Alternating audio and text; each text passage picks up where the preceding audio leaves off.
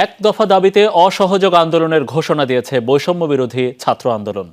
কেন্দ্রীয় শহীদ মিনারে বিক্ষোভ শেষে এই ঘোষণা দেন আন্দোলনকারীরা।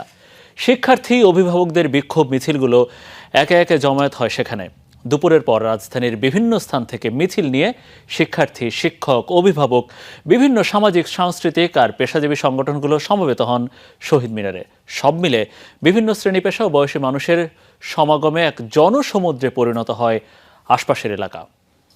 সিলন ফ্যামিলি ব্লেন্ডের কড়ালিকার আর সতেজ স্বাদের পারফেক্ট ব্লেন্ডে স্বপ্নেরা মিলুক টানা। যত দূর চোখ যায় মানুষ আর মানুষ, কে শিক্ষার্থী, কে অভিভাবক, কে পেশাজীবী, চেনা দায়। সবার গন্তব্য রক্ত দিয়ে কেনা স্বাধীন বাংলাদেশের ভিত্তিমূল কেন্দ্রীয় শহীদ মিনার। সেই উদ্বেলিত ছাত্র জনতার কণ্ঠে নানা স্লোগান, মুষ্টিবদ্ধ হাতে হাজারো কণ্ঠে দীপ্ত প্রতিবাদ। এত মানুষ মরল কেন? আমি আমার শহীদ ভাইদের বিচার চাইতে আসছি। এটা হবে, তারপরেই তো মানুষজন বাসায় যাবে, তার আগ পর্যন্ত তো মানুষ বাসায় যাবে। রক্তের উপর বসে, এত শহীদের উপর বসে আমরা কোনো আলোচনা মানব না।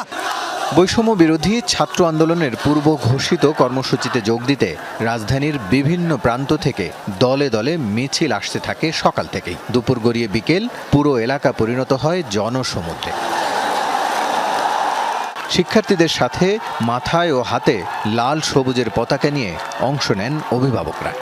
আমরা স্বাধীন দেশে বসবাস করে আমরা পরাধীন হয়ে আছি। আমাদের ছেলেমেয়েরা আজকে রাস্তায় রক্ত ঝরাচ্ছে, এটার কারণ কি? আন্দোলনটাকে নস্যাৎ করার জন্য এতগুলা তাজা প্রাণ চলে গেল, এই জন্যই আমি এই শত শত সন্তানকে হত্যা করে, হাজার হাজার মানুষকে আহত করে, শিশুদের হত্যা করে, আমাদের ছাত্রদের বুকে গুলি চালিয়ে এখন বলে এখন আবার আন্দোলন কিসের?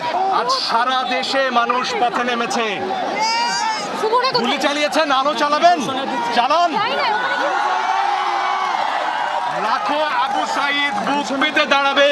এই জনসমুদ্রে আমরা মিশে গেছি, আমরা আপনাদের সাথে আছি। আন্দোলনকারীদের দাবি, দ্রুত হত্যাকাণ্ডে দোষীদের বিচার এবং গ্রেফতারকৃতদের মুক্তি দিতে হবে। আমাদের ভাইয়েরা যারা মারা গিয়েছে তাদের হত্যার দাবি চেতে এসেছি। বঙ্গবন্ধুর যে আমাদের আদর্শ শিখে গেছে সেই অনুযায়ী আমি বলতেছি, লাশের উপর কোনো আলোচনা না, এটা ওনারই উক্তি। সশস্ত্র বাহিনীর অবসরপ্রাপ্ত অনেক কর্মকর্তা কর্মচারীরাও সমর্থন জানান শিক্ষার্থীদের দাবির সাথে। অনুশোচনার থেকে এসেছি। গত বেশ কিছুদিন ধরে যে ঘটনাটা ঘটছে, কোটা আন্দোলন থেকে এটা এখন জাতির আন্দোলনে পরিণত হয়েছে। দেশপ্রেমের রক্ষায় যারা আমরা শপথ নিয়েছি, আমাদেরও এদের সাথে যুক্ত হওয়ার জন্য আমাদের দায়ভার আছে। সেটা সাধারণ ছাত্র জনতার বিরুদ্ধে ব্যবহার করা হবে, এটা অন্যায়, এটা মেনে নেওয়া যায় না। বৈষম্য বিরোধী ছাত্র আন্দোলনের ব্যানারে এখন সমন্বয়ক 49 আর সহ সমন্বয়ক 109 জন। শহীদ মিনারে দেখা যায় তাদের কয়েকজনকে। অসহযোগ যেমন চলবে, এই পথে আমাদের বিক্ষোভ এবং গণ অবস্থান কর্মসূচিও পাশাপাশি চলবে। পাড়ায় মহল্লায় আপনারা বিক্ষোভে নেমে আসুন এবং গণ অবস্থান তৈরি করুন। আমরা অতি শীঘ্রই মার্চ টু ঢাকা ঘোষণা করব।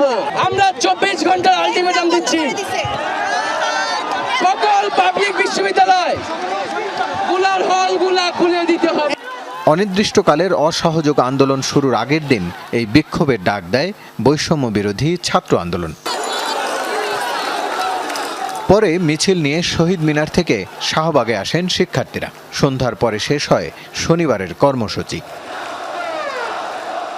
রাসেল আহমেদ, যমুনা নিউজ, ঢাকা।